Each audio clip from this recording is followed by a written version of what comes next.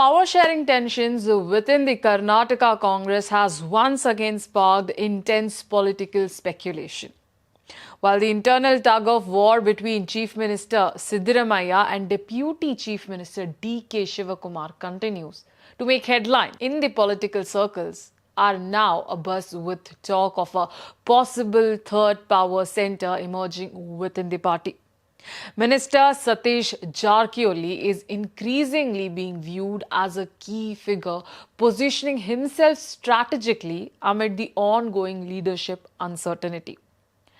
Recent developments suggest that Jarkioli is preparing to assert his influence not just within the state, but also at the high command level in Delhi.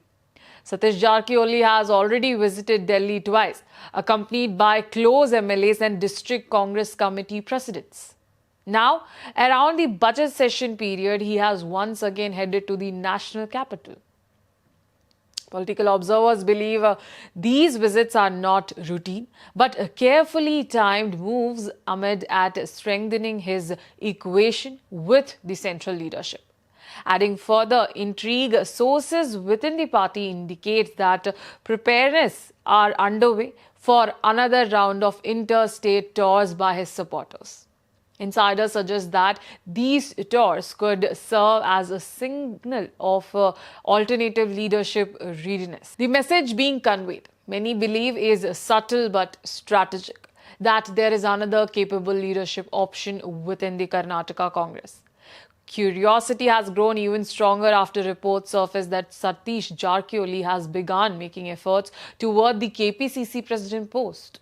With the state government set to complete 3 years in May, the political atmosphere is gradually shifting toward an election mode. In this context, attempts to shape an alternative leadership narrative appear to be gaining momentum.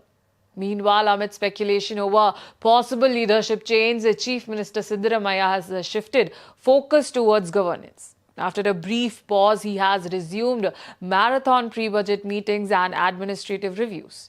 The Chief Minister has been holding separate discussions with scheduled tribe MLAs of the ruling party, leaders of the Dalit Sangharsh Samiti, as well as OBC ministers and community leaders.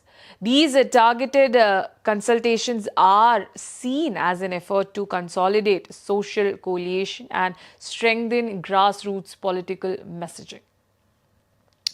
While internal power equations dominate party corridors, Siddaramaiah's administrative focus sends a different political signal, one of stability and governance continuity.